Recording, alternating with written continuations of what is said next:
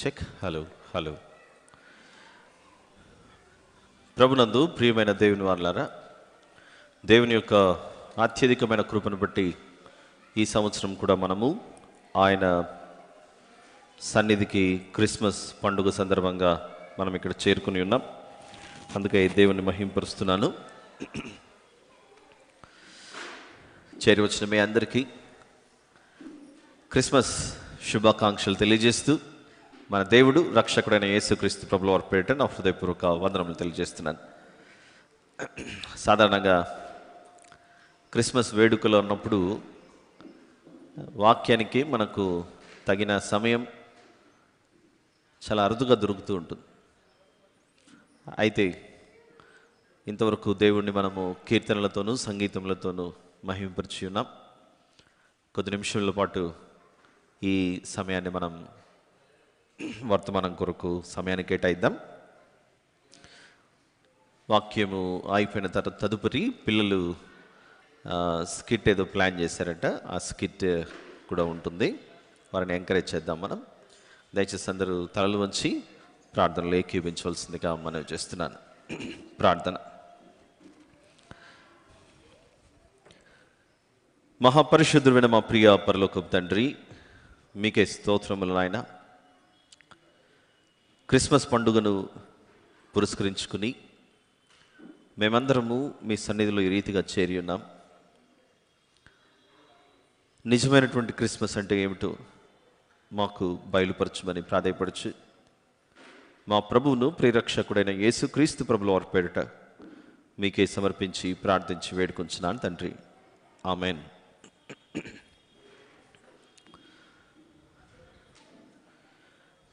ప్రియులారా, నేటి December 25, 2025వ సంవత్సరపు Christmas సందేశంలో భాగంగా కొన్ని విషయాలు బైబిల్లో నుండి మీకు మీ ఎదుట దేవుని యొక్క సహాయం చేత ప్రస్తావించాలి అని భావిస్తున్నాను. మనమందరము కొంచెం నిశ్శబ్దమైనటువంటి వాతావరణంలో, పిల్లలు మరి అక్కడ రెడీ అవుతున్నారు కనుక మిగిలిన పిల్లలు ఎవరైతే రెడీ అవ్వట్లేదో వారందరూ దయచేసి కొంచెం మౌనంగా ఉన్నట్లయితే దేవుని వాక్యాలు మనం సమయాన్ని గడుపుదాం. ఎన్నో సంవత్సరాలుగా ప్రతి ఏటా మనము క్రిస్మస్ సందేశాలు వింటూ ఉంటాం. 25 డిసెంబర్, 25th డిసెంబర్ కంటే ముందు పలు చోట్ల ప్రీ క్రిస్మస్ సెలబ్రేషన్స్ కూడా జరిగాయి. సెమీ క్రిస్మస్ అని, ఉమెన్స్ క్రిస్మస్ అని, చిల్డ్రన్స్ క్రిస్మస్ అని, యూత్ క్రిస్మస్ అని, ఇలా రకరకాలుగా అనేక చోట్ల జరిగినప్పుడు మనం ఎన్నో సందేశాలు విని ఉండవచ్చు. ప్రతి సందేశం ద్వారా దేవుడు మనతో కొన్ని అమూల్యమైన విషయాలు మాట్లాడుతూ ఉంటాడు. ఈ అమూల్యమైన విషయాలను మనము బహు జాగ్రత్తగా ఆలోచిస్తూ తలంచు దీని ద్వారా నేను ఏం నేర్చుకోవాలి, దీని ద్వారా నేను దేవునికి ఎలా సమీపంగా మారాలి. ఒక్కొక్క రోజు మన జీవితంలో గడిచే కొద్దీ ఆత్మీయ జీవితంలో ఒక్కొక్క మెట్టు ఎదుగుచున్నట్లుగా మన ఆత్మీయ జీవితం ముందుకెళ్ళాలి. దినములు గడిచే కొద్దీ దేవుని ఏర్పాటు చొప్పున ఈ భూమి మీద నుండి మనం వెళ్ళవలసిన సమయం దగ్గర పడుతూ ఉంటుంది. దినములు గడిచే కొద్దీ నిత్యము ఆలోచించాలి, నేను దేవునికి ఎంత దగ్గరగా చేరుకున్నాను, నేను ప్రయాణం చేయవలసినటువంటి దూరం ఇంకా ఎంత ఉంది.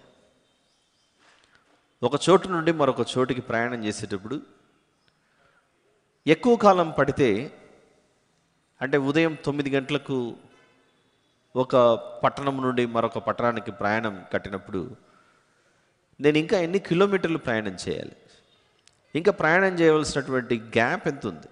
నేను బయలుదేరినప్పుడు 400 కిలోమీటర్లు, ఇంచుమించు ఒక 3 గంటల ప్రయాణం అయితే జరిగింది.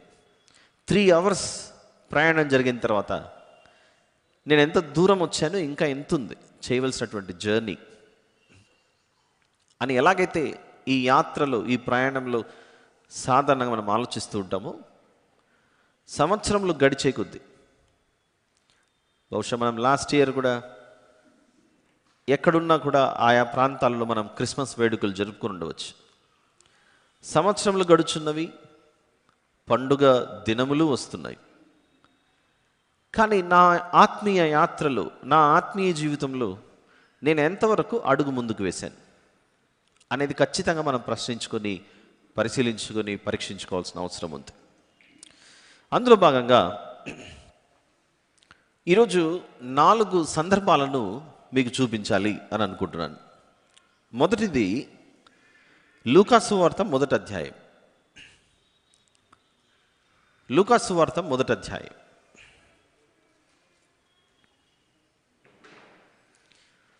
26వ వచనం నుండి మనం గమనించినట్లయితే, gospel of Luke chapter number 1 verse number 26 onwards. 6వ నెలలో గబ్రియేలను దేవదూత గలిలయలోని నజరేతను ఊరిలో దావీదు వంశస్థుడైన యోసేపు అను ఒక పురుషునికి ప్రదానము చేయబడిన కన్యక యొద్దకు దేవుని చేత పంపబడిన. ఆ కన్యక పేరు మరియా. ఆ దూత లోపలికి వచ్చి ఆమెను చూచి, దయాప్రాప్తురాలా, నీకు శుభము, ప్రభువు నీకు తోడై ఉన్నాడని చెప్పాను. ఆమె ఆ మాటకు బహుగా తొందరపడి, ఈ శుభవచనం ఏమిటో అని ఆలోచించుకొనిచుండగా దూత, మరియా, భయపడకుము, దేవుని వలన నీవు కృప పొందితివి. ఇదిగో నీవు గర్భము ధరించి కుమారుని కని ఆయనకు యేసు అను పేరు పెట్టుదువు. ఆయన గొప్పవాడై సర్వోన్నతుని కుమారుడనబడును. ప్రభువైన దేవుడు ఆయన తండ్రి అయిన దావీదు సింహాసనమును ఆయనకిచ్చును. ఆయన యాకోబు వంశస్థులను యుగయుగములు ఏలును. ఆయన రాజ్యము అంతము లేనిదై ఉండునని ఆమెతో చెప్పాను. అందుకు మరియా, నేను పురుషుని ఎరుగని దాననే, ఇదేలాగు జరుగునని దూతతో అనగా, దూత, పరిశుద్ధాత్మ నీ మీదికి వచ్చును, సర్వోన్నతుని శక్తి నిన్ను కమ్ముకొనును గనుక పుట్టబో శిశువు పరిశుద్ధుడై దేవుని కుమారుడు అనబడును. దేవదూత వచ్చి మరియమ్మ గారికి ఈ వార్త తెలియజేయగానే, పరలోకం నుండి ఏదో దేవుడు నాకు కబురు పంపాడు. ఎవరైనా ఆశిస్తారు ఒకవేళ దేవదూత వచ్చి మాట్లాడుతూ ఉంటే. కానీ ఈ దేవదూత, గబ్రియేలును దేవదూత వచ్చి, నీవు గర్భం ధరిస్తావు, యోసేపు అన్న పురుషునికి ప్రదానం మాత్రమే చేయబడింది, కానీ వివాహం అప్పటికి జరగలేదు. ఆ శుభవచనం ఏమిటో అని ఆలోచిస్తుండగానే, ఆ శుభవచనం ఏమిటో కాదు, ఇదిగో నీవు గర్భం ధరించి కుమారుని కందు. అప్పుడు ఈ స్త్రీ మరియమ్మ గారు మాట్లాడిన మాట 38వ వచనంలో ప్రభు యొక్క జన్మ గురించి, ఆయన బర్త్ గురించి తెలియజేయబడగానే ఆవిడిచ్చినటువంటి స్పందన చూద్దాం ఒకసారి. 38వ వచనంలో, అందుకు మరియా, ఇదిగో నేను ప్రభు దాసురాలను, నీ మాట చొప్పున నాకు జరుగునుగాక అన్నాడు. నీ మాట చొప్పున నాకు జరుగునుగాక. నీ మాటకు నేను లోబడి ఉంటాను. నీ మాట చొప్పునే నా జీవితంలో జరగాలి. అంటే నాకు అనిపిస్తుంది, ప్రభు యొక్క రాకడ శరీరధారిగా భూమి మీద 2000 సంవత్సరాల క్రితం జరిగినప్పుడు, మొట్టమొదటిసారిగా శిశువు రాబోతున్నాడు అన్న వార్తను తెలియజేసింది దేవదూత అయితే, దాన్ని తెలుసుకున్నటువంటిది మరియమ్మ గారు. ఈ సమయంలో ఒక స్త్రీకి వివాహము కాకుండానే ఆవిడ గర్భం ధరించి ప్రదానం చేయబడింది. ఇప్పుడు ప్రదానము చేయబడిన ఆ పురుషుని వద్దకు వెళ్ళి ఒక మాట చెప్పాలి. ఇప్పుడు ఆ మాటే My water bottle there. Can somebody help me, please?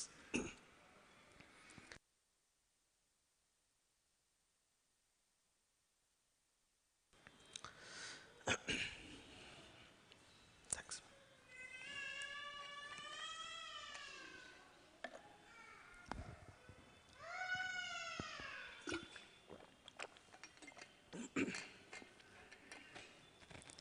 ప్రియులారా, ప్రదానం చేయబడినటువంటి ఈ స్త్రీ ఖచ్చితంగా ఆ పురుషుడికి తెలియచేయాలి. మనకైతే ప్రదానం చేయబడింది, కానీ నేను గర్భం ధరించాను అనే మాట ఒకవేళ చెప్పాల్సిన పరిస్థితి వచ్చిందనుకుంటే, ఇక ఆ పురుషుని యొక్క రియాక్షన్ ఎలా ఉంటుందో ఆలోచించండి. స్పందన చాలా భయంకరంగా ఉంటుంది. ఇలాంటి సందర్భంలో అవమానాలు ఎదురైనా, ఒకవేళ నా వివాహము క్యాన్సల్ అయినా పర్లేదు, నీ దాసురాలను నీ మాట చొప్పునే నాకు జరుగునుగాక అనే మాటలో అర్థమవుతోంది మనకు సంపూర్ణ విధేయత, complete obedience. Complete obedience. Mariyamma గారి పరిస్థితి అలా కనబడుతుంటే, మత్తయి సువార్త 1వ అధ్యాయంలో 18-19 వచనాలు యోసేపు గారి జీవితం చూద్దాం ఒకసారి. నీ దాసురాలను నీ మాట చొప్పున నాకు జరుగునుగాక అనే ఆ స్త్రీ స్పందిస్తుంటే, మత్తయి సువార్త 1వ అధ్యాయంలో 18వ వచనం నుండి ఎక్కువగా ఉంది కనుక నేను చదువుతాను, దయచేసి చూడండి. యేసుక్రీస్తు జనన విధం ఎట్లనగా, ఆయన తల్లి అయిన మరియ యోసేపునకు ప్రదానము చేయబడిన తర్వాత వారేకము కాకమునుపు ఆమె పరిశుద్ధాత్మ వలన గర్భవతిగా ఉండెను. ఆమె భర్త అయిన యోసేపు నీతిమంతుడై ఉండి ఆమెను అవమానపరచునలకు రహస్యముగా ఆమెను విడనాడ ఉద్దేశించాను. యోసేపు గారు ఆమెను అవమానపరచునలక రహస్యముగా విడనాడాలని ఉద్దేశించాడట, తన మనసులో అనుకున్నాడు. మీరు 19వ వచనాన్ని ఒకసారి గమనిస్తే, యోసేపు గారికి ఆ వార్త తెలిసిపోయింది. ఏ వార్త? నాకు ప్రదానం చేయబడిన ఈ స్త్రీ కన్సీవ్ అయింది, గర్భవతి అయింది అన్న విషయం. యోసేపు గారికి తెలియచేయబడిన తర్వాత దేవదూత యోసేపు గారికి ప్రత్యక్షమయ్యాడా? యోసేపు గారికి తెలియకముందు దేవదూత ప్రత్యక్షమయ్యాడా? లేదా ఆ స్వప్నంలో రావటం? మీరు చూడండి ఆ వచనం 18-19లో. This is a very important matter. యేసుక్రీస్తు జనన విధం ఎట్లనగా, ఆయన తల్లి అయిన మరియ యోసేపునకు ప్రదానము చేయబడిన తరువాత వారేకము కాకమునుపు ఆమె పరిశుద్ధాత్మ వలన గర్భవతిగా ఉండెను. ఆమె భర్త అయిన యోసేపు నీతిమంతుడై ఉండి ఆమెను అవమానపరచునలక రహస్యముగా ఆమెను విడనాడ ఉద్దేశించాను. రహస్యముగా విడనాడ ఉద్దేశించాను. ఎందుకు రహస్యముగా విడనాడాలని ఆలోచించవచ్చు యోసేపు గారు? ఎందుకంటే ఆ సమయానికి ఇది దేవుని వలన జరిగిన కార్యం అన్న విషయం మరియమ్మ గారు చెప్పారేమో, చెప్పినా నేను నమ్మను అన్న స్థితిలో ఉన్నాడేమో. ఎందుకంటే రహస్యముగా విడనాడాలని తనలో తాను ఆలోచించుకుంటుండే, ఈ వ్యక్తి ఆలోచించుకుంటున్న ఈ ఆలోచనలు పరలోకానికి చేరాయి. ఆ పరలోకానికి చేరినప్పుడు 20వ వచనంలో యోసేపు, నీవు ఆలోచిస్తున్నది తప్పు, నీవు నీ భార్యను విడనాడాలి అని ఆలోచిస్తున్నాడువై, అది తప్పు అని దేవుడు వెంటనే ఇదిగో 20వ వచనంలో అతడు ఈ సంగతులను గురించి ఆలోచించుకొనుచుండగా, ఒకవేళ బహిరంగముగా చెప్పి ఈవిడ ఆల్రెడీ గర్భవతి అయ్యింది, నేను ఆవిడ విడనాడను అని ఒకవేళ యోసేపు గారు బహిరంగంగా చెప్పేసి ఉంటే మరియమ్మ గారిని రాళ్లతో కొట్టి చంపేవారు. ఎందుకంటే అప్పటికి ఇంకా వారు మోషే ధర్మశాస్త్రం కింద ఉన్నవారు. పాత నిబంధన ప్రకారంగా, చట్ట ప్రకారంగా వివాహము కాకమునుపు ఇలాంటిది జరిగితే అటువంటి పరిస్థితుల్లో ఆ స్త్రీని చావగొట్టాలి.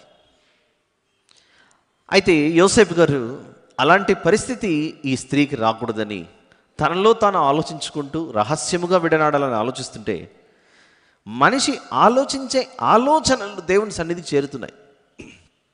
మీరు ఆలోచించండి, 19వ వచనము 19th వర్స్ ఖచ్చితంగా మనల్ని ఆలోచింపజేయాలి. ఏం ఆలోచింపజేయాలి? యోసేపు నీతిమంతుడై ఉండి ఆమెను అవమానపరచునలక రహస్యముగా ఆమెను విడనాడు ఉద్దేశించెను. అతడు ఈ సంగతులను గురించి ఆలోచించుకొనుచుండగా అంటే అర్థం ఏంటి? ఇంకా ఎవరితో చెప్పడం లేదు. He's not opened his mouth. నేను ఇలా చేయాలనుకుంటున్నానని ఎవరితో కూడా పంచుకోలేదు. ఎవరితో కూడా ఈ విషయాలు చెప్పక మునుపే తనలో తాను ఆలోచించుకుంటున్నాడు. మనిషి ఈ రీతిగా ఆలోచిస్తుంటే ఆలోచనలు పరలోకానికి చేరాయట. ఆలోచనలు పరలోకానికి చేరాయి అంటే ఇక్కడ కూర్చున్న మనకు ఒక విషయం మీద అవగాహన రావాలి. ఏమిటి అవగాహన? నేను హృదయంలో తలంచుకుంటుంటే, నేను హృదయంలో ఆలోచిస్తుంటేనే పరలోకానికి వెళ్తున్నాయంటే నా ఆలోచనలన్నీ దేవుని చిత్తానుసారంగా ఉండాలి అన్న ఆలోచన మనకు రావాలి, అన్న నిర్ణయం మనం తీసుకోవాలి. My thoughts must be aligned in line with the thoughts of my God. నా ఆలోచనలు, నా తలంపులు దేవుని తలంపులతో ఏకమవ్వాలి అన్నట్లుగా ఆలోచించాలి. ఎప్పుడైతే దేవుని తలంపులకు, యోసేపు గారు ఆలోచిస్తున్న తలంపులకు వ్యత్యాసం వచ్చిందో, నా వలన ఈ స్త్రీకి అన్యాయం జరగకూడదు. దేవుని యొక్క సంకల్పం ఎలా ఉంది చూడండి. ఇక్కడ కూర్చున్న మనకు 2000 సంవత్సరాల తర్వాత ఈ విషయం అర్థం అవ్వడానికి, సర్వలోక నివాసులారా, మీరు మదిలో ఆలోచించుకొనుచుండగా మీ ఆలోచనలు నా సన్నిధి చేరుతున్నాయి. ఈ క్రిస్మస్ రోజు ఇక్కడ కూర్చున్న మనకు ఒక చక్కటి సందేశం అందాలి. ఏమిటి ఆ సందేశం? అమ్మ, నీవు గర్భం ధరిస్తావంటే నీ దాసురాలను ప్రభువా, నీ దాసురాలను, నీ చిత్తమే నాకు జరగాలి అని మరియమ్మ గారు అంటున్నారు. మరియమ్మకు జరిగిన సంఘటన యోసేపు గారికి తెలిసిపోయింది. ఏ విషయమైనా భక్తిపరురాలైనటువంటి స్త్రీ, విశ్వాసురాలైనటువంటి స్త్రీ పురుషుని జీవితంలో మరి చేరుకున్న తర్వాత, పురుషుని జీవితంలోనికి వచ్చిన తర్వాత అన్నీ భర్తతో చెప్పి తర్వాత అడుగు ముందుకు వేస్తారు. భర్తతో చెప్పకుండా నిర్ణయాలు తీసుకుంటే జీవితంలో చాలా పొరపాట్లు జరుగుతాయి. అంటే మంచి భక్తిపరుడైనటువంటి భర్త, విశ్వాసి అయినటువంటి హస్బెండ్, భక్తిపరుడైనటువంటి భర్త ఉన్నప్పుడు అన్నిటినీ భర్తతో డిస్కస్ చేసి ఆ తర్వాత అడుగు ముందుకు వేయటం స్త్రీకి ఎంతో ఉత్తమం. అలాంటిది జరగలేదు కనుకనే ఏదైనా వనంలో హవ్వమ్మ పండు తీసుకొని తినేటప్పుడు ఆదాము గారితో డిస్కస్ చేయకుండా సెల్ఫ్ డెసిషన్ తీసుకుంది. ఆవిడ ఓన్ డెసిషన్ తీసుకుంది. అక్కడ స్త్రీ తీసుకున్న నిర్ణయం, పురుషుడు ఇస్త్రీ అయిపోయాడు, ఐరన్ అయిపోయాడు తర్వాత. అంటే ఎలా? ఇదిగో ఆవిడకి ప్రసవ వేదన, నీవేమో చెమటోర్చి ఎండలో పనిచేయాలి. వేడికి ఎండ, గాలి, వాన, సర విషయం పక్కన పెడితే క్రొత్త నిబంధనలు కనబడుతున్నటువంటి ఈ స్త్రీ పురుషులు, అటు మరియమ్మ గారు, యోసేపు గారు, ఎప్పుడైతే గబ్రియేలును దేవదూత ప్రత్యక్షమై అమ్మా నువ్వు గర్భం ధరిస్తావని చెప్పిన వెంటనే ఏ రీతిగానో యోసేపు గారికి ఆ వార్త అందింది. ఈవిడే వెళ్ళి చెప్పిందేమో, ఒక మాట మాట్లాడాలి, నేను ఇప్పుడు గర్భం ధరించి ఉన్నానని. ఆ మాట వినగానే ఇదెలా సాధ్యం, ఇదెలా సాధ్యం, నేను రహస్యముగా ఈవిడను విడనాడాలి అని నిర్ణయించుకున్నాను, ఇక నీకు నాకు ఏ సంబంధం లేదు అని తనలో తాను ఆలోచించుకొనుచుంటే ఆ ఆలోచనలు పరలోకానికి చేరి దేవుడు స్వప్నమందు యోసేపు గారితో మాట్లాడాడు. Look at that, verse number 20. అతడు ఈ సంగతులను గురించి ఆలోచించుకొనుచుండగా ఇదిగో ప్రభువు దూత స్వప్నమందు అతనికి ప్రత్యక్షమై, దావీదు కుమారుడైన యోసేపు, నీ భార్య అయిన మరియను చేర్చుకున్నట్టుకు భయపడకుము. ఆమె గర్భం ధరించినది పరిశుద్ధాత్మ వలన కలిగినది. ఆమె యొక్క కుమారుని కనును తన ప్రజలను వారి పాపముల నుండి ఆయనే రక్షించును గనుక ఆయనకు యేసు అను పేరు పెట్టుదు అనెను. ఇదిగో కన్యక గర్భవతి అయి కుమారుని కనును ఆయనకు ఇమ్మానుయేలను పేరు పెట్టుదురు అని ప్రభు తన ప్రవక్త ద్వారా పలికిన మాట నెరవేరినట్లు ఇదంతయు జరిగాను. ఇమ్మానుయేలను పేరునకు భాషాంతరమున దేవుడు మనకు తోడని అర్థం. యోసేపు నిద్ర మేల్కొని ప్రభువు దూత తనకు ఆజ్ఞాపించిన ప్రకారము చేసి తన భార్యను చేర్చుకుని ఆ రీతిగా తన విధేయతను చూపించాడు. I'm talking about a complete obedience. మరియమేమో నీ దాసురాలను ప్రభు చిత్తం చొప్పున జరగాలి. ఈ లోకంలో నాకు అవమానాలు ఎదురైనా పర్లేదు, ఈ లోకంలో నాకు శ్రమ ఎదురైనా పర్లేదు, నాకు ఇప్పుడే ఎంగేజ్మెంట్ అయింది, ప్రదానం చేయబడింది. ఈ బెట్రోతలు అయిపోయిన తర్వాత నేను ఇప్పుడు గర్భం ధరించి సమాజంలో ఎలా తిరగలను?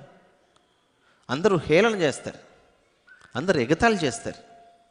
చివరికి నాకు ప్రదానం చేయబడినటువంటి, నేను ఎవరికైతే ప్రదానం చేయబడ్డానో ఆ పురుషుడు కూడా నన్ను విడిచిపెట్టి వెళ్ళే అవకాశం ఉంది.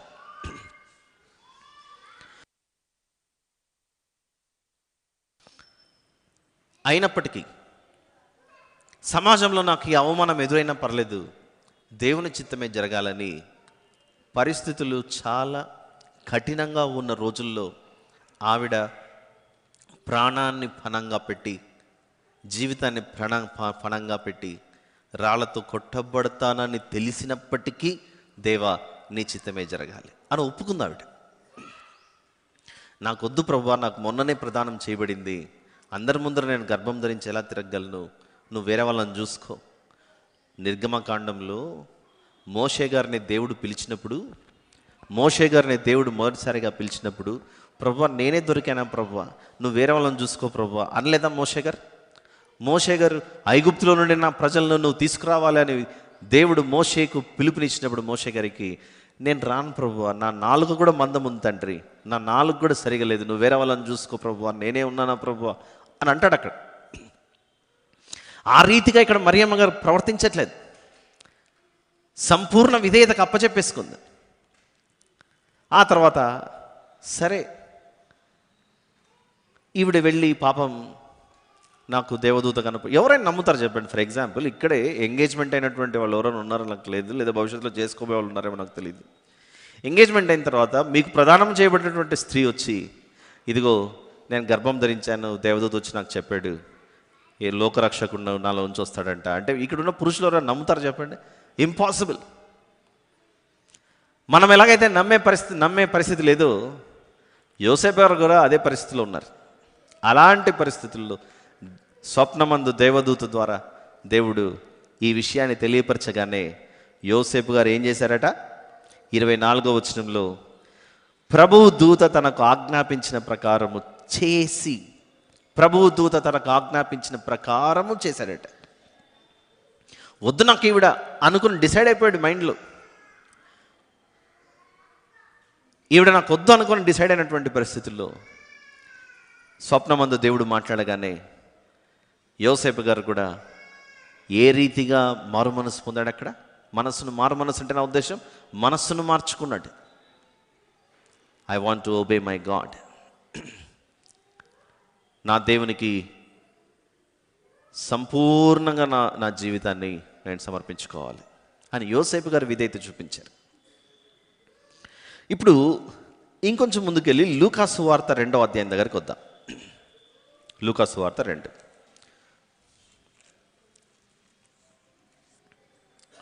లూకాసు వార్త 2 8వ వచనం చూద్దాం. 8వ వచనం నుండి, ఆ దేశంలో కొందరు గొర్రెల కాపరులు పొలంలో ఉండి రాత్రివేళ తమ మందను కాచుకొనుచుండగా ప్రభువు దూత వారి యొద్దకు వచ్చి నిలిచెను. ప్రభువు మహిమ వారి చుట్టూ ప్రకాశించినందున వారు మిక్కిలి భయపడిరి. అయితే ఆ దూత, భయపడకుడి, ఇదిగో ప్రజలందరికీ కలుగబో మహా సంతోషకరమైన సువర్తమానము నేను మీకు తెలియజేయుచున్నాను. దావీదు పట్టణమందు నేడు రక్షకుడు మీ కొరకు పుట్టి ఉన్నాడు. ఈయన ప్రభువైన క్రీస్తు. దానికి ఇదే మీ కానవాలు. ఒక శిశువు పొత్తిగుడ్డలతో చుట్టబడి ఒక తొట్టిలో పండుకొని ఉండటం మీరు చూచెదరని వారితో చెప్పాను. వెంటనే పరలోక సైన్య సమూహం ఆ దూతతో కూడా నుండి సర్వోన్నతమైన స్థలములలో దేవునికి మహిమయు ఆయనకిష్టులైన మనుష్యులకు భూమి మీద సమాధానమును కలుగునుగాక అని దేవుని స్తోత్రము చేయుచుండి. ఆ దూతలు తమ యుద్ధ నుండి పరలోకమునకు వెళ్ళిన తర్వాత ఆ గొర్రెల కాపరులు జరిగిన ఈ కార్యమును, గొర్రెల కాపరి అనుందా, గొర్రెల కాపరులు అనుందా? సో మెనీ షెపర్డ్స్, చాలామంది గొర్రెల కాపరులు. ఈ గొర్రెల కాపరులు జరిగిన ఈ కార్యమును ప్రభువు మనకు తెలియజేయించి ఉన్నాడు. మనం బేత్లెహేము వరకు వెళ్ళి చూతము రండని ఒకరితో ఒకడు చెప్పుకుని త్వరగా వెళ్ళి మరియను యోసేపును తొట్టిలో పండుకొని ఉన్న శిశువును చూచిరి. వారు చూచి ఈ శిశువును గూర్చి తమతో చెప్పబడిన మాటలు ప్రచురం చేశారు. గొర్రెల కాపరులు తమతో చెప్పిన సంగతులను గురించి విన్న వారందరూ మిక్కిలి ఆశ్చర్యపడిరి. ఈ సందర్భం కూడా మనం ఎన్నోసార్లు వినిండవచ్చు. గొర్రెల కాపరులకు దేవదూత ప్రత్యక్షమై, ఇదిగో దావీదు పట్టణమందు నేడు రక్షకుడు మీ కొరకు పుట్టి ఉన్నాడు అని చెప్పిన తర్వాత ఎక్కడో ఎవరో పుట్టారులేండి, తొట్టిలో పెట్టబడ్డారంట అని ఊరుకోలేదు వీళ్ళు. ఆ సమయం గొర్రెల కాపరులకు ఏ సమయంలో దేవదూత వచ్చి ప్రకటించడం జరిగింది? రాత్రివేళ. మీరు గమనించండి, ఆ దేశంలో కొందరు గొర్రెల కాపరులు పొలములో ఉండి పొలం ఏమైనా ఇంటి దగ్గర ఉంటుందా? ఊరు బయట ఉంటుంది పొలంలో ఉండి గొర్రెలు మేపుతూ ఉంటే గొర్రెల కాపరులు, దేవదూత ప్రత్యక్షమే గొర్రెల కాపరులకు అందరికీ చెప్పగానే ఉన్న పాటున గొర్రెలను అక్కడ వదిలేసి బేత్లెహేము వరకు వెళ్ళి తొట్టిలో ఉన్న శిశువుని చూశారు. మాకు దేవదూత ప్రత్యక్షమే ఇలా చెప్పాడని వారు ఊరంతా చెప్తున్నారు. అక్కడ ఇందులో ఏముందండి తెలుసుకోవడము? ఇందులో ఏముంది తెలుసుకోవడం మనం అనుకోవచ్చు. ఇప్పుడు చెప్తాను వినండి. మనకున్న ఆస్తులను ఇక్కడికి వచ్చేటప్పుడు చక్కగా ఇంటికి తాళం వేసుకొని వచ్చి ఉంటాం. ఇంట్లో ఏదో కొంచెం బంగారమో ఏవో వెండో అలాంటివి ఉంటే, ఏదైనా చిన్న క్యాష్ ఉంటే తాళం వేసుకొని వచ్చిండొచ్చు. ఆ కాలంలో ఆస్తులంటే ఏమై ఉండొచ్చు? ఈ గొర్రెలు, మేకలు, ఒంటెలు, ఆవులు, ఎద్దులు, ఇవే. అది కూడా ఎక్కడ వీటిని మేపుతున్నారు? వీళ్ళు పొలంలో మేపుతున్నారు. Open place. ఈ ఓపెన్ ప్లేస్లో గొర్రెలను మేపుచుంటే దేవదూత ప్రత్యక్షం అవ్వడం వినగానే అందరూ ఉన్న గొర్రెలను అక్కడే వదిలిపెట్టేసి పరుగున బేత్లెహేమ్కి వెళ్ళారు. ఇప్పుడంటే మనకు హైదరాబాద్లో నెహ్రూ జువాలజికల్ పార్క్ అని, బెంగళూరులో అయితే బన్నెరగట్ట నేషనల్ పార్క్ అని, ఇలాంటి జూ పార్కులు ఉన్నాయి. అడవి మృగాలను, యానిమల్స్, పులులు, సింహాలు, వీటన్నిటిని లోపల పెట్టి బంధించారు. ఆ కాలంలో జూ పార్కులు లేవు. రాత్రంతా కళ్ళు తెరిచి కళ్ళార్పుకుని ఏ క్రూరమృగం వస్తుందో, ఏ లయన్ వస్తుందో, ఏ టైగర్ వస్తుందో ఎత్తుకొని పోతుందో నాకు తెలియదు. ఈ మధ్యకాలంలో మీరు వ్యవసాయ భూములకు వెళ్ళి చూసారో లేదో నాకు తెలియదు, కానీ విలేజెస్కి వెళ్ళి చూస్తే రాత్రిపూట్ల పొలాల దగ్గర భయంకరమైన శబ్దాలు వస్తుంటాయి. అరుపులు, కేకలు రాత్రంతా వస్తుంటాయి. నేను ఆలోచించా, ఎవరబ్బా ఇంతగా అరుస్తున్నారని. మనిషి ఉంటే కదా, మనిషి ఉండడు, ఎవరు ఉండరు, కానీ అరుపులు వస్తుంటాయి. ఎలా వస్తుంటాయంటే, అక్కడ ఒక మ్యూజిక్ సిస్టమ్ పెట్టింటాడు. బటన్ నొక్కి రాత్రంతా అని అరుస్తూ ఉంటారు. అది ఆ అరుపులకి పొలాలలోనికి అడవి పందులు రావు. ఆ అడవి పందులు రాత్రి అయితే పొలాల పరిస్థితి ఎలా ఉంటుందంటే, చక్కగా ఏ వేరుశనగనో అంటే గ్రౌండ్ నట్స్ లేకపోతే రకరకాలైనటువంటి పంటలు వేసినప్పుడు ఆ వ్యవసాయం చేసేవాళ్ళు పగలంతా ఆడు ఉంటారు కనుక ఏ జంతువు రాదు. వీళ్ళు రాత్రి ఇంటికి వచ్చి పడుకోవాలిగా, ఇంటికి వచ్చి పడుకున్న తర్వాత అడవి పందులు వెళ్ళి పొలంలో వీళ్ళు వేసినవన్నీ తవ్వుకొని తింటుంటాయి. మీకు వ్యవసాయంలో ఉన్న వాళ్లకు బాగా అనుభవం ఇది. నిజమా కదా బ్రదర్ నేను చెప్తున్నది? ఆ అడవి పందులను, ఇతర క్రూర మృగాలను పొలాల్లోనికి రానివ్వకుండా ఇప్పుడు లేటెస్ట్గా వాడుతున్నటువంటి టెక్నాలజీలో, లేకపోతే ఫెసిలిటీస్లో, ఇది కరెక్ట్, సౌకర్యాలలో అక్కడ ఒక మ్యూజిక్ సిస్టమ్ పెట్టింటాడు. బటన్ నొక్కగానే రాత్రంతా అరుస్తుంటుంది. నిజంగానే ఆ జంతువుల పరిస్థితి ఏమవుతుందంటే ఎవరో ఉన్నారు, ఎవరో అరుస్తున్నారని ఆ అడవి పందులు రావు అక్కడికి. ఎందుకు ఆ సందర్భం చెప్తున్నానంటే, లూకాసు వార్త 2వ అధ్యాయంలో గొర్రెల కాపరులు గొర్రెలను వదిలేసి వెళ్ళిపోయారు. ఆ టైంలో ఇలాంటి మ్యూజిక్ సిస్టమ్ లేదు. అని అరిచే ఏం లేవు అవి. అంటే దేవదూత ప్రత్యక్షం అవ్వగానే ఉన్న పాటన వారికి ఉన్నటువంటి ఆస్తి అయిన గొర్రెలను వదిలేసి వెళ్ళిపోయారు. They left their profession to see the Lord Jesus Christ. యేసు ప్రభు యొక్క జననాన్ని, ఆ తొట్టిలో పరుండబెట్టబడిన ఆ శిశువును చూడడానికి పరుగున పరిగెత్తారు. గొర్రెలు ఏమైనా పర్లేదు మేము పరిగెత్తామని చెప్పేసి వెళ్ళి చూడడానికి వెళ్ళారు అక్కడ. అంటే దేవదూత చెప్పగానే మేము వెళ్ళామంటే మా గొర్రెల పరిస్థితి ఏంటి? ఇదే కదా మా సంపద, ఇదే కదా మా ఆస్తి. ఇవి ఏ సింహమో పులో వచ్చి వీటిని కనీసం ఒక 4-5 పట్టుకుపోయినా కూడా, ఆ కాలంలో గొర్రెల కాపరులు ఎలాంటి మనసు అంటే, ఒక చిన్న గొర్రె పిల్లను పట్టుకొని వెళ్ళిపోయినా కూడా తట్టుకోలేని మనసు వారిది. దావీదు గారు సింహం వచ్చి గొర్రె పిల్లని ఎత్తుకొని పోతుంటే, నా ప్రాణం పోయినా పర్లేదు సింహాన్ని కొట్టి గొర్రె పిల్లని తీస్తానని తెలియదా? That's how they behaved. వారి యొక్క ధైర్య సాహసాలు ప్రదర్శించారు. కానీ దేవదూత చెప్పగానే ఉన్న గొర్రెల కాపరులు రాత్రికి రాత్రి వెళ్ళిపోయారు. పొలాల్లో నుండి ఎంత దూరం ప్రయాణం చేశారు. అక్కడ వెళ్ళి ఆ శిష్యును చూసి కొంచెం సమయం గడిపి వచ్చేసరికి ఇక్కడ ఎన్ని గొర్రెలు మాయమయ్యాయో మనకు తెలియదు. వీరు వెళ్ళారు కనుక దేవుడే వాటికి కాపలా పెట్టాడో మనకు తెలియదు.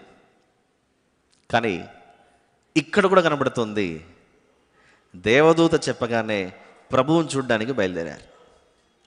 ఇదే పని యేసు ప్రభు పెరిగి పెద్దవాడైన తర్వాత అపోస్తలులైనటువంటి శిష్యులను వారు చేపలు పడుతుంటే, నన్ను వెంబడించండి మిమ్మల్ని మనుషులు బట్టి జాలలుగా చేస్తానంటే ఉన్న పాటను విధేయత చూపించారు. సో ఓవరాల్గా నాకు అర్థమవుతున్నటువంటిది, క్రిస్మస్ అంటే it's not about decoration. In my view Christmas means dedication. నిన్ను నీవు దేవుని వాక్యానికి విధేయత చూపించాలని ప్రతిష్ఠించుకోవటం.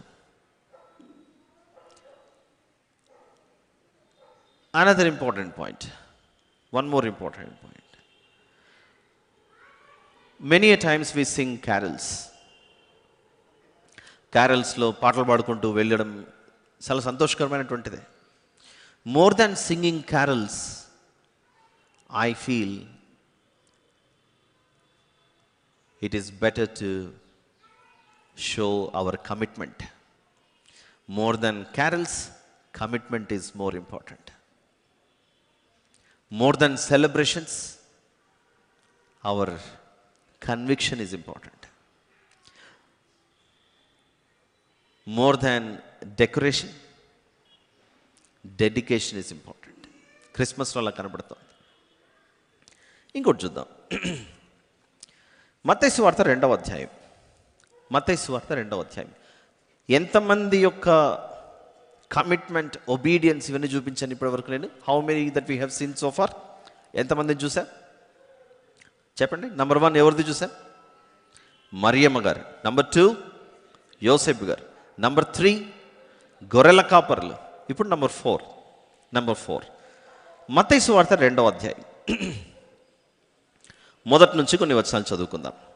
రాజైన హేరోదు దినముల యందు యూదయ దేశపు బేత్లెహేములో యేసు పుట్టిన పిమ్మట 5 తూర్పు దేశపు జ్ఞానులు యెరూషలేమునకు వచ్చి, యూదుల రాజుగా పుట్టినవాడు ఎక్కడనున్నాడు? తూర్పు దిక్కున మేము ఆయన నక్షత్రము చూచి ఆయనను పూజింపవచ్చితిమని చెప్పిరి. ఇక ఈ జ్ఞానుల పరిస్థితి, ఎవరూ మాట్లాడలేదు. తూర్పు దిక్కున ఒక ఆకాశంలో ఒక నక్షత్రాన్ని చూశారు. ఆ నక్షత్రం యేసుప్రభు నక్షత్రమే అని వారు గ్రంథములు చదివి తెలుసుకున్నారు. Try to understand. ఒక్కసారి మన జీవితంలో ఈ సందర్భం ఎప్పుడు వినలేదు అనుకుని చదువుదాం ఒకసారి. అక్కడ చూడండి, మొదటి 2 వచనాల్లో, రాజైన హేరోదు దినముల యందు యూదయ దేశము బేత్లెహేములో యేసు పుట్టిన పిమ్మట ఇదిగో తూర్పు దేశపు జ్ఞానులు యెరూషలేమునకు వచ్చారట. తూర్పు దేశం నుండి జ్ఞానులు వచ్చారు. ఎవరైనా చెబితే వచ్చారా, చూసి వచ్చారా? ఆలోచించండి. చెబితే వచ్చారా, చూసి వచ్చారా? మీరు స్పందించట్లేదు. 2వ వచనంలో అదే ఉంది. యూదుల రాజుగా పుట్టినవాడు ఎక్కడ ఉన్నాడు? తూర్పు దిక్కున మేము ఆయన నక్షత్రము చూచి అనుంది. వి సా దట్ స్టార్. ఆ నక్షత్రాన్ని చూసాం. ఈ స్టార్ ఆయనదే అని మేము చదువుకొని తెలుసుకున్నాం. We read and understood that this star belongs to him అన్న విషయం. మరి ఈ స్టార్ ఆయనదే, ఈ నక్షత్రం ఆయనదే అని వారికి ఎలా తెలిసి ఉండాలి?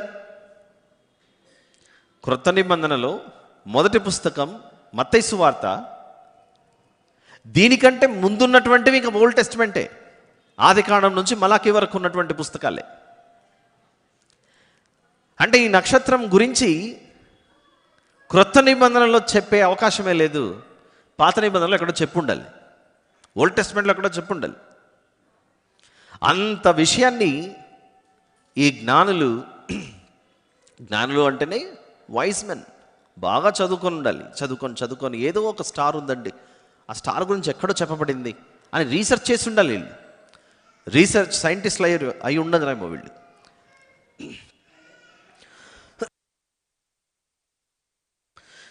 మరి ఈ నక్షత్రం గురించి ఎక్కడ రాయబడిందో ఒకసారి చూద్దాం. ఈ నక్షత్రం గురించి సంఖ్యాకాండము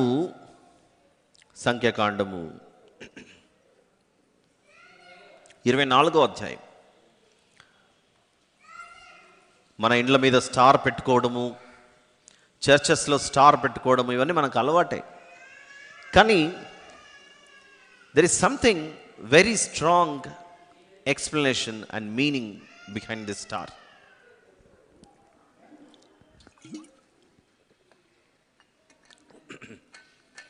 సంఖ్యాకాండం, book of numbers, chapter number 24.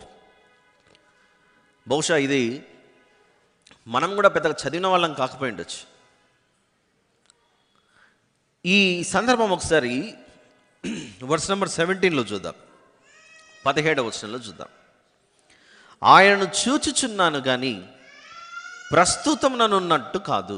ఆయనను చూచుచున్నాను కానీ ప్రస్తుతముననున్నట్టు కాదు. ఇక్కడ ఒక ప్రవచనం. నాకు ఆయన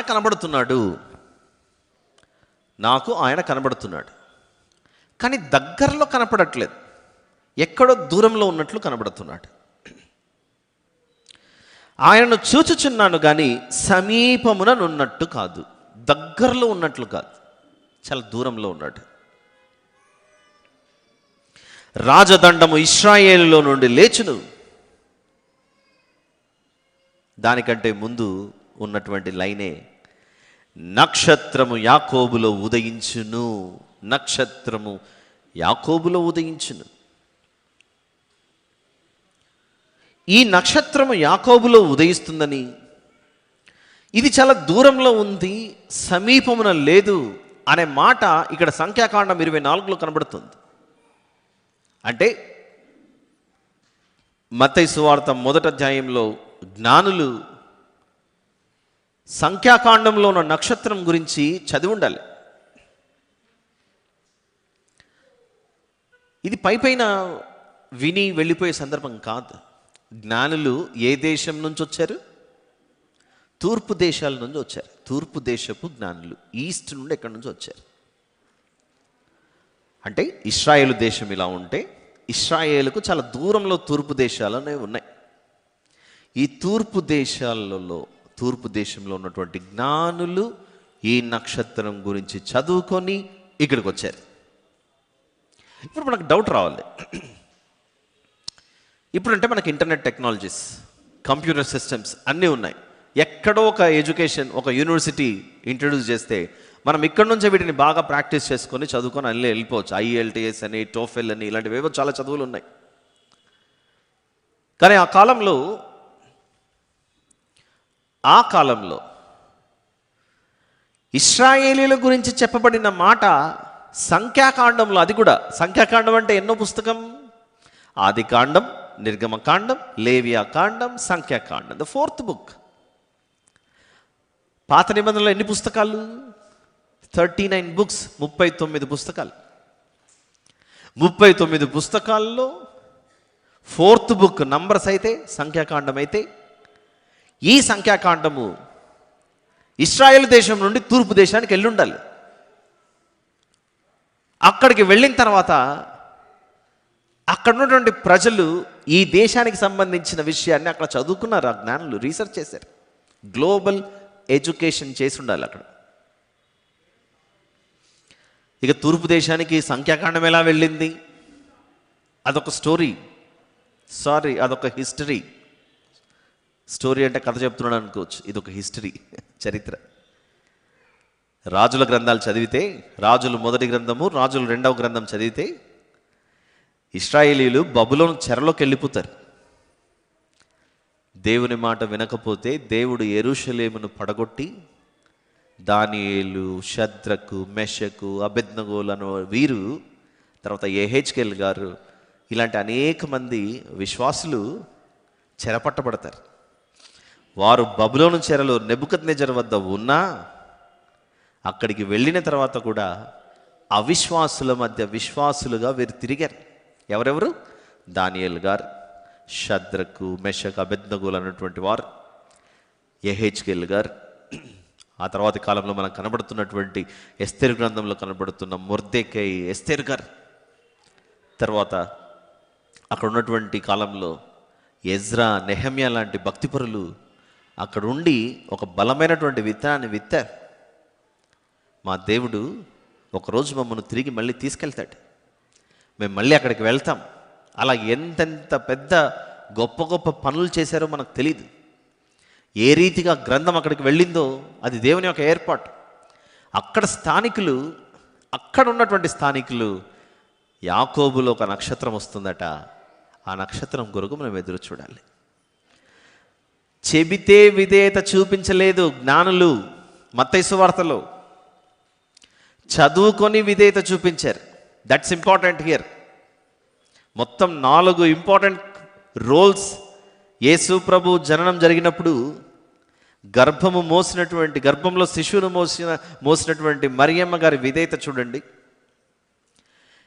ఈవిడ నాకు వద్దు, ఆవిడను విడనాడాలని ఆలోచించుచుండగా దేవుని మాట రాగానే యోసేపు గారు చూపించిన విధేయత చూపించి చూడండి ఒకసారి. ఎంత రాత్రి అడవి మృగాల మధ్య మా మందనంతా వదిలేసిపోతే పరిస్థితి ఏంటి అని అనుకోకుండా గొర్రెల కాపర్లు దేవదూత చెప్పగానే వెళ్ళి ప్రభువును వెతుక్కుంటూ వెళ్ళారు. ఇక జ్ఞానుల పరిస్థితి, జ్ఞానము తెలుసుకున్న వీరు ప్రభువు ఎక్కడున్నాడో అని వెతుకుచూ వెళ్ళారు. చెబితే వారు ప్రయాణం చేయలేదు, చూస్తూ వచ్చారు.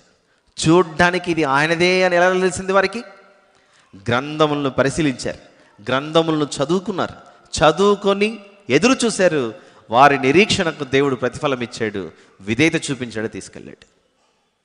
ఇది మనకు అర్థమైతే ఇక్కడ కూర్చున్న మనం కూడా ఒకరోజు ప్రభువును చూడాలి అని అంటే, యేసు ప్రభు రాకడ సమయాన్ని మనం చూడాలి అని అంటే మనకు కూడా ఉండవలసినటువంటి హృదయం ఏమిటి?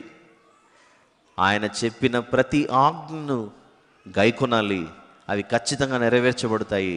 వస్తానన్న ప్రభువు తిరిగి రానే వస్తాడని చక్కగా ఎదురు చూసి ఇదిగో విధేయత చూపుతూ ఆయన ఆజ్ఞలను గైకొంటే మనం కూడా ఒకరోజు ఎవరిని చూసే అవకాశం పొందుకుంటాం? ప్రభువును చూసే అవకాశం పొందుకుంటాం. ఇంకొక ముఖ్యమైన విషయం ముగించే ముందు, జ్ఞానము తెలుసుకోవటమే కాదు, దానిని అమలుపరచడం కూడా చాలా ముఖ్యం.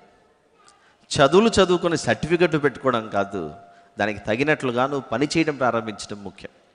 ఇది మనకు అర్థమైతే మత్తయి సువార్త 2వ అధ్యాయంలో హేరోదు రాజు వద్దకు జ్ఞానులు వచ్చినప్పుడు ఆ హేరోదు రాజు ప్రధాన యాజకులను శాస్త్రులను అందరినీ పిలిచి, ఇదిగో క్రీస్తు ఎక్కడ పుడతాడంటే వారు ఇచ్చిన సమాధానం బేత్లెహేములోనే అని సమాధానం ఇచ్చారు. ఏం జరిగింది చూడండి అక్కడ. 4వ వచనం, 2వ అధ్యాయం 4వ వచనం. కాబట్టి రాజు ప్రధాన యాజకులను ప్రజల్లో నుండి శాస్త్రులను అందరినీ సమకూర్చి క్రీస్తు ఎక్కడ పుట్టునని వారిని అడిగాను. అందుకు వారు, యూదయ బేత్లెహేములోనే, ఏలైనగా యూదయ దేశపు బేత్లెహేమా, నీవు యూదా ప్రధానులలో ఎంత మాత్రమునో అల్పమైన దానవు కావు. ఇశ్రాయేలు నా ప్రజలను పరిపాలించే అధిపతి నీలో నుండి వచ్చును అని ప్రవక్త ద్వారా రాయబడి ఉన్నదనేది. ఇది మీకా గ్రంథం 5వ అధ్యాయం 2వ వచనంలో ఉన్నమాట. ఇక చూడండి, ప్రధాన యాజకులు శాస్త్రులను పిలిపించి అడిగినప్పుడు సమాధానం సరిగా చెప్పారు వీరు. Their answer was right. అంటే వాళ్ళకి ఏముంది? ఇన్ఫర్మేషన్, సమాచారం అయితే ఉంది.